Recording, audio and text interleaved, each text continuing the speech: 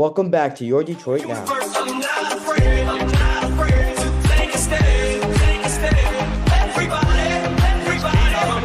I walk this road together through the storm, whatever weather, through the war. Just let me know that you're not alone.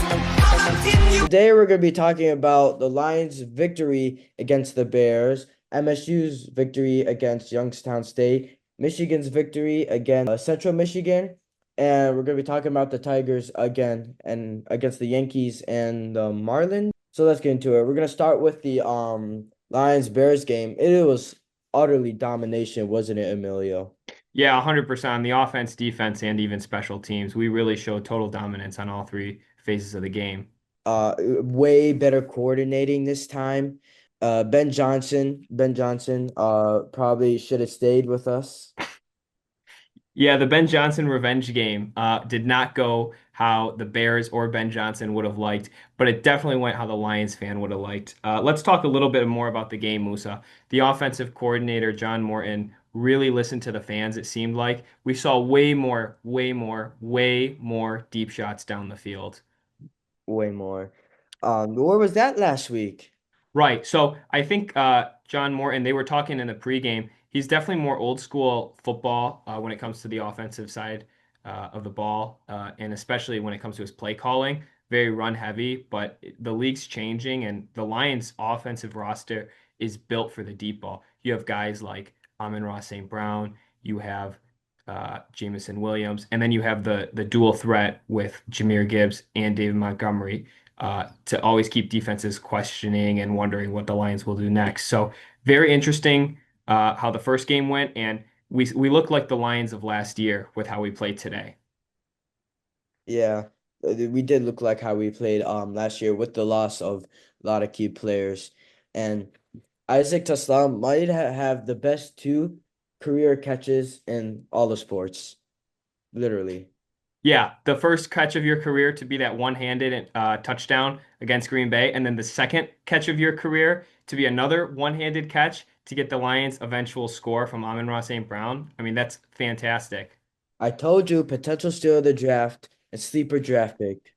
Yeah, you said that in our very first episode, and you even called him the new Calvin Johnson. New Calvin Johnson, new Randy Moss.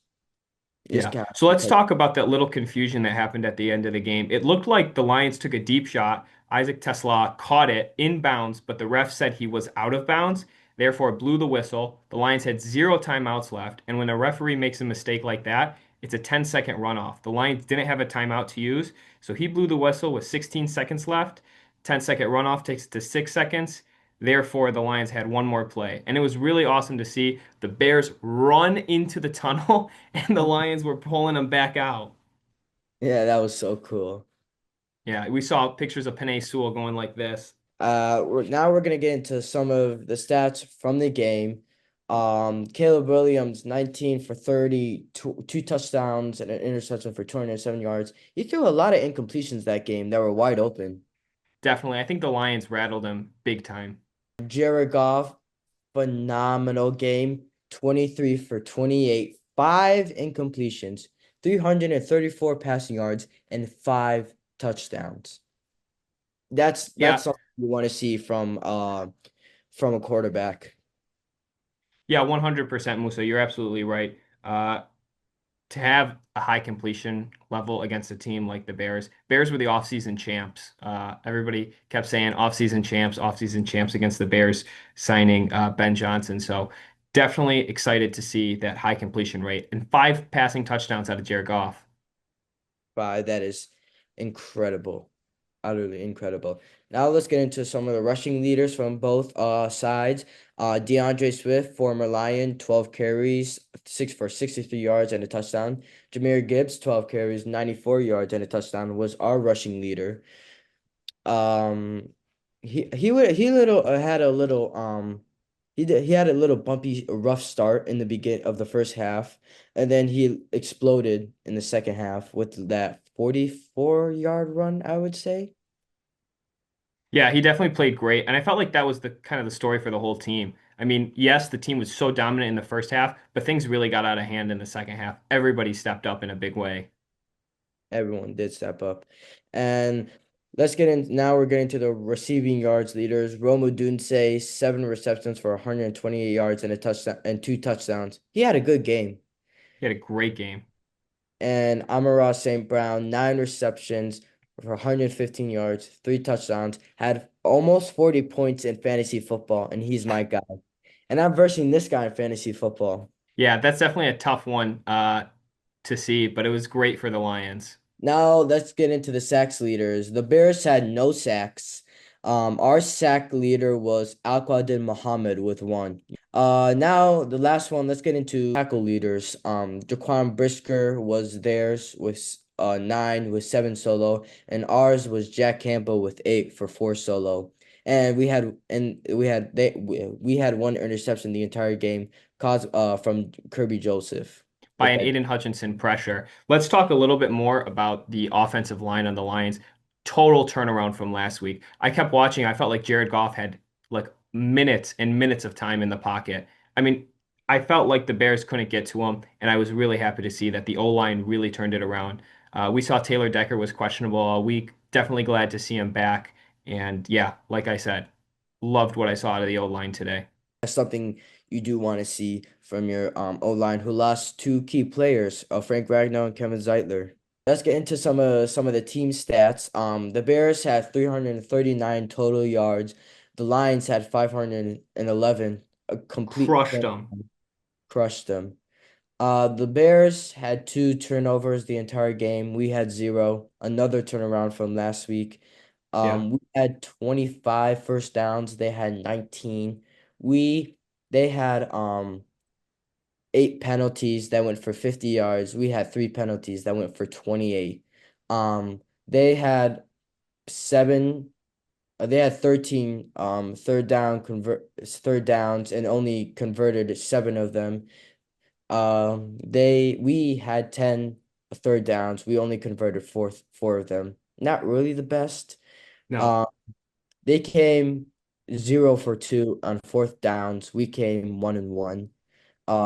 Red zone, they came in 2-2. We came in 6-7. Uh, Possession time, we had 30 minutes for 20 seconds. Um, they had 29 minutes for 40 seconds. Literally, all great stats that from last week. It was a complete turnaround almost everywhere. Yeah, we won every team metric, which is absolutely where you want to be. Let's break down time of possession a little bit more. It was clear that we were almost tied exactly when it came to time of possessions. They were just under a half hour. We are just over a half hour. So it shows that we were much more efficient with the football. When we got the ball, it didn't take us long to score. When they had the ball, these drives kept taking forever. And that's a big one for us that we look at time of possession. Let's look at the red zones, 6 of 7, way, way better than we were last week. Way better, 100%. So this big turnaround between week 1 and week 2 was definitely noticeable for the Lions, and we're definitely glad we got to see it on display. Let's talk about third downs. Third downs were not where we really wanted to be, only getting 4 out of 10. Hopefully that can turn around, but only having 10 third downs is actually not bad. So we kind of take this metric with a little bit of a grain of salt because it wasn't often that we got to third down, but when we did, it wasn't it didn't often result in a first down. Yeah, I just want to see this exact same coordinating, exact same yards, the as much same explosive plays when we verse Baltimore next week. Yeah, that's going to be a very, very tough game. We fly to Baltimore to play Monday night. And yeah, it's gonna be really tough. We're gonna have to contain Lamar. Is gonna have to need to have a big game. We need to watch that read option when to see if Lamar's gonna keep it or hand it off to Derrick Henry. And let's see, let's just see how it goes. And all we can do is just wait and see. Yeah, I think the Lions definitely needed this win today to show a little bit more of what we have to offer. But we got to see Aiden Hutchinson's first sack of the season, which is very exciting. But he did get his leg rolled over on that called chop block. That was That- very scary. That's what scared me and my dad. Yeah, very scary stuff to see that. And when he got that sack, everyone was screaming for him. I didn't hear a single person who didn't scream. Yeah, And I wasn't there. I was watching on my TV and I heard almost everyone cheering for him. Welcome right. back. Welcome back, Aiden. Let's talk a little bit more about the issue we talked about last week. Isaac Tesla not playing the whole first half, except for one play in the first half, that second to last play. You had mentioned it last week that Tesla didn't play at all until the very end of the game. And I had noticed today that I didn't see him much at all. Let's talk, Musa. What do you think the reason for that is? I just think they trust Khalif Raymond more because he's a veteran, and I think and Isaac Tesla is a rookie, and the rookies don't get that much respect, which I understand. I understand why you don't give that much reps to a rookie when you trade away when you have a lot of good receivers and you trade away Tim Patrick to the Jaguars for like 2 6 round picks. And you put and I understand why they put in Khalif Raymond. He's a veteran. He knows the plays. He's been there a while. He's Isaac Tesla is still a rookie. He's gonna have to earn the starting job. So do you think it's just because he's a rookie? I mean, I think that is the answer in my opinion, which is interesting. But it goes to show Khalif Raymond has earned the starting job right now. And it's not to say he's a bad receiver. I just prefer Isaac Tesla way more. Yeah, and I think we should actually change the narrative a little bit. Let's use this as an opportunity to get excited about the Lions' future rather than saying he should be playing now. Let's say we get this guy. He's young. His rookie contract could last another 4 years after this year. So I'm actually excited to see what Isaac Tesla has to offer, and I really, really think we have a star in Tesla. You said it early in the season in our first episode, steal the draft. Still the draft, 100%. A sleeper draft pick, whatever you call it. He's amazing. All right, Musa, my last question for the Lions game goes straight to you. My question is, are the Lions back? Um, I think we could. I don't think we're back like 15-2 back, but I think this is actually a potential playoff team that could earn number three, number two, hopefully number one seed, and hopefully go all the way. But like I just said, we're just gonna have to wait and see. Yeah, let's talk a little bit about the division while we're still on the topic. Green Bay played Thursday night against the Commanders, really looked good. They did look good. Austin Eckler tore his Achilles. He's out for the season, and they're Yeah, gonna that's have to. devastating to see. So you don't think that they're locked into the division number one spot? Oh no, not at all. Musa, I know we talked before the show, your athlete of the week. While we're on the Lions schedule for the last time, tell us who is your athlete of the week? Amon-Ra St. Brown. He had a fantastic game. He had 9 receptions for 115 yards and 3 touchdowns. I don't think he had that in his career before. 3 touchdowns in one game. Yeah, he had a great game. We got to see him jump in the stands, which was so cool to see. And I was actually going to say my athlete of the week is Jared Goff, but I saw his jump into the stands, and I said that cannot be my athlete of the week. So I'm saving mine for later on in the episode. But it was going to be Jared Goff, but I did have to change it after I saw that Lions leap. Yeah, that was so he's not a jumper. Last time I saw him jump was in 2023, week 3, when they versed the Falcons. He could barely make it over the fence. He tried when he scored that rushing touchdown, remember? I remember. I just think stay on the ground, Jared Goff. Stay on the ground. You're not a runner. You don't have the speed to get up that high. Yeah, 1 foot on the ground at all times. Hmm. All right, Musa, let's go on to college football. Let's start with U of M. U of M played Central Michigan in the Big House. That game was complete BTA. Complete BTA, 63-3. That's the score I wanted to be, or a close score I wanted to be against New Mexico. I wanted to be a blowout against New Mexico. Yeah, we saw Bryce played the entire game going into the fourth quarter when they're plus 50 points on Central Michigan. So my question is, do you think the coaching staff, especially with Sharon Moore being gone, really used this opportunity as a chance to give Bryce Underwood more reps? Yeah, during the sidelines there, Chip Lindsey said he wanted to get Bryce Underwood comfortable. So that's why like the first drive they threw the ball a lot. They tried to make Bryce Underwood comfortable. Um Unfortunately he did throw his first interception of his career in college football, but besides that he had a phenomenal game. Yeah, he played outstanding. Let's talk a little bit about the team stats.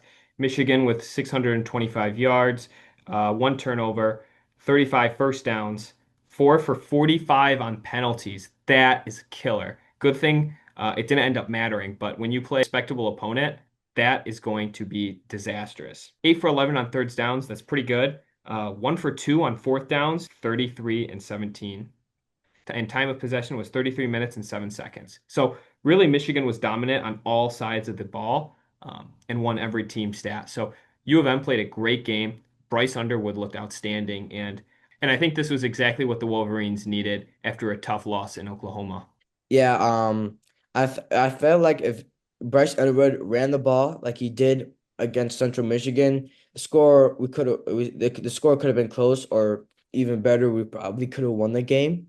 But the past is past, and now we just got to move forward. Yeah, absolutely. So the Wolverines are sitting at 2-1 right now. They play Nebraska away next Saturday. Without Sharon Moore against Dylan Raiola, Patrick Mahomes 2.0. Right, right. And it's going to be a tough matchup. Nebraska has a lot of great players.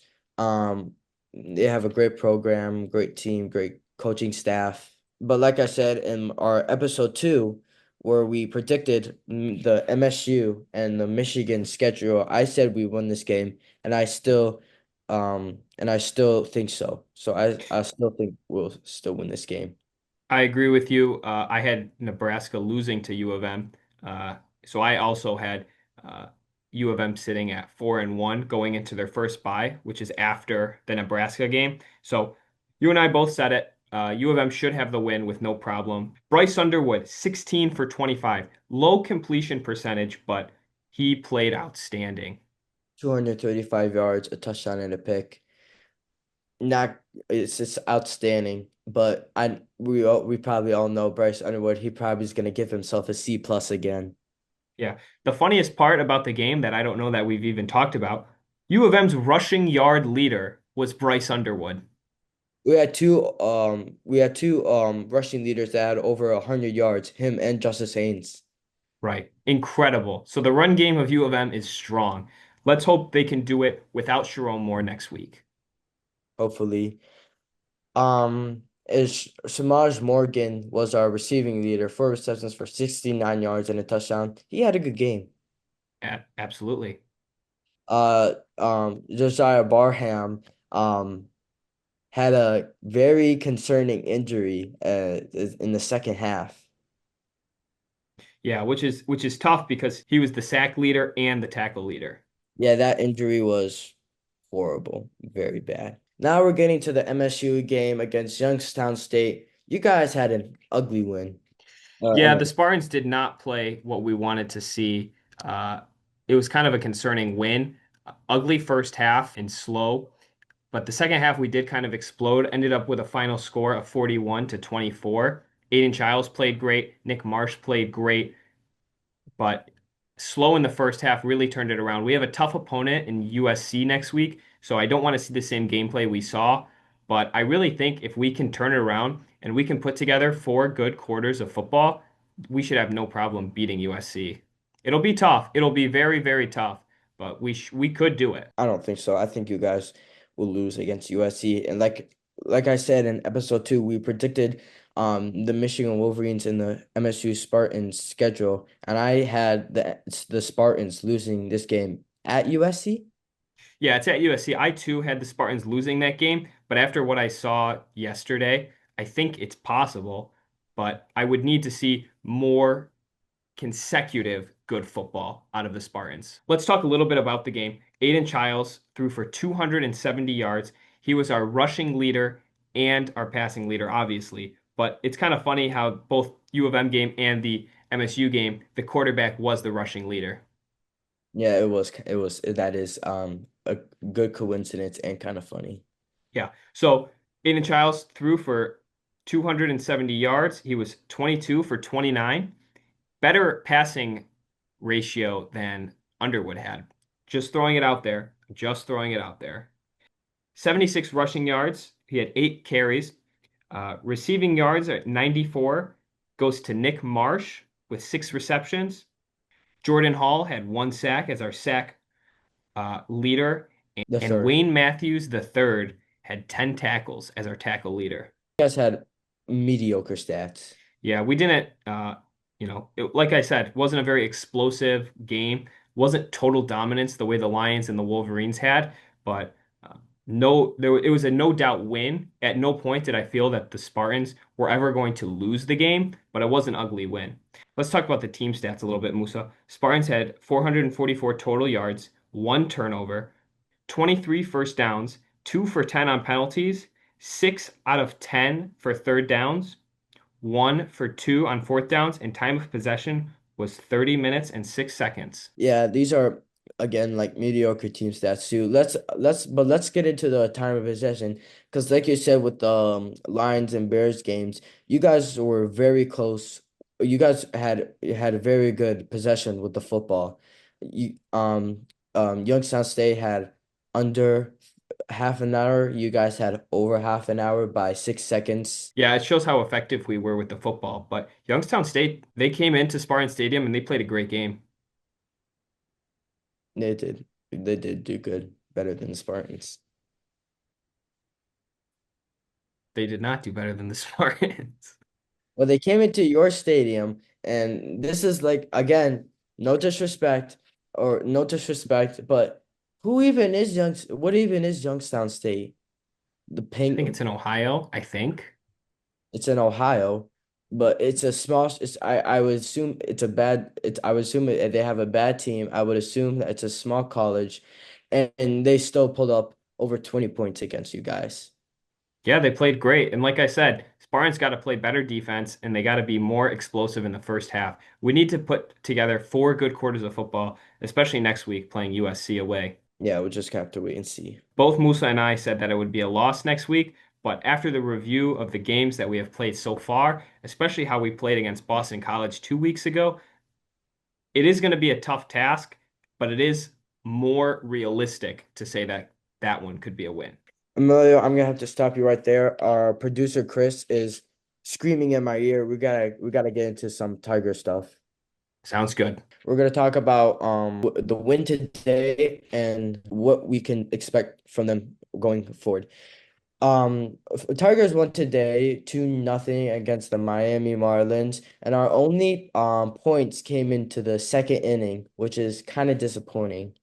Yeah, slow game today for sure. A little fun fact for you, Musa. The Tigers have the fewest amount of wins against the Marlins. So if you look at our record versus any other team in the MLB, we have beat the Marlins the Really? fewest out of any other team in history. Wow, that is crazy.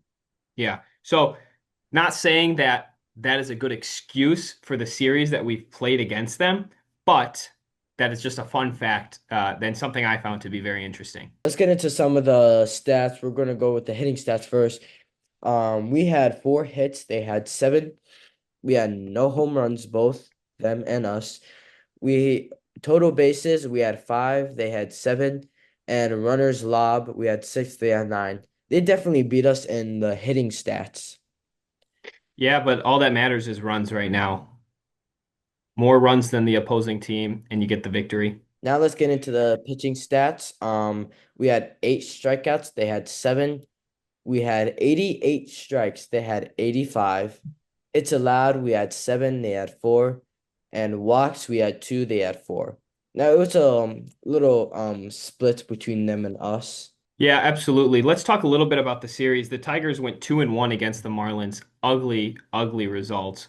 But let's take it back one series prior against the Yankees in New York. Man, that was an exciting series. Let's talk a little bit about the scores. Tigers win 12-2 with probably the craziest stretch of innings that I've ever seen.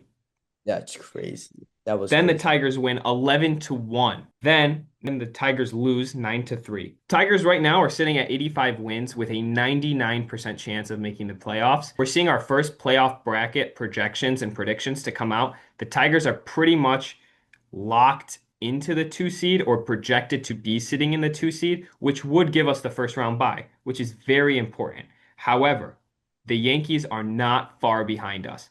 The Yankees are currently a game back of getting that second seed. So the Tigers cannot get off the gas. We're gonna need to lock in these next couple games and finish the season strong. You're 100% right.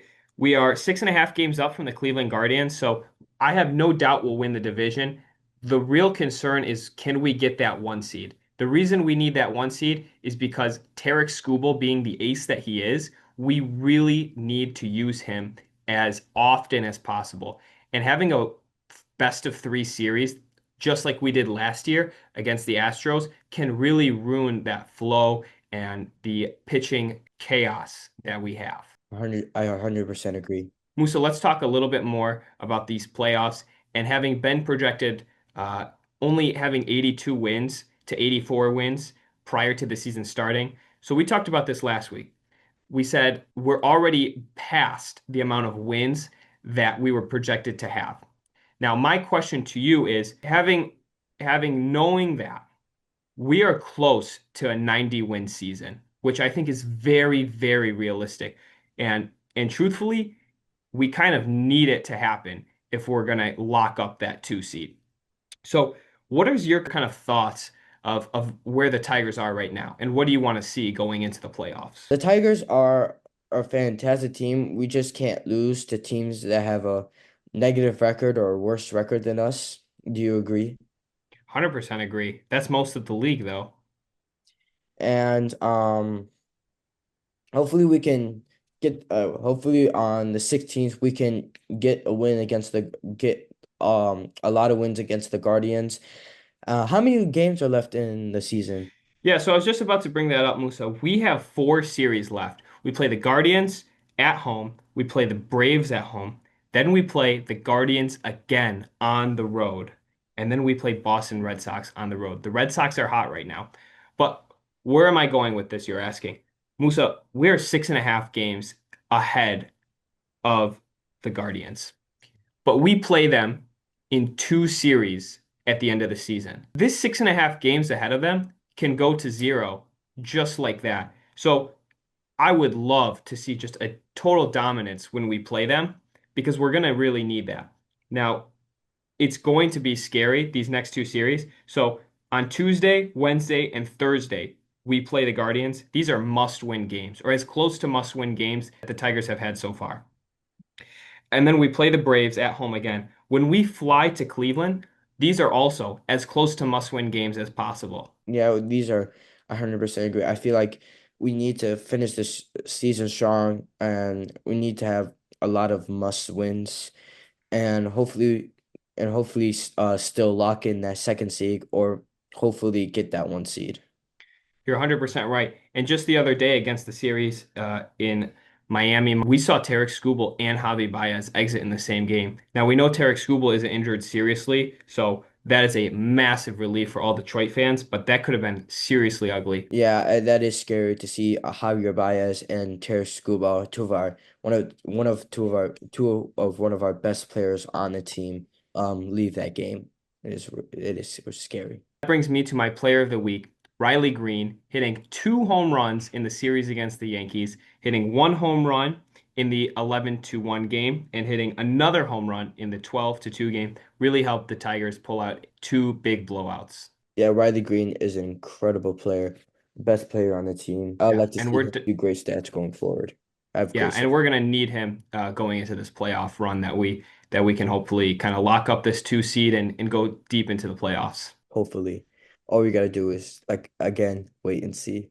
Well, this is the end of our sports talk, but we're not done yet. In the next 30 days, anyone that helps us gets to 500 subscribers, we have a giveaway item. We're gonna be giving away this 2023 national champion Michigan Wolverines signed football. You have guys like Blake Corum, Donovan Edwards, Roman Wilson, Zach Zenner, Colson Loveland, Will Johnson, Mikey Sanders, Mason Graham, Kenneth Grant, Rod Moore, and a lot of great players on that team.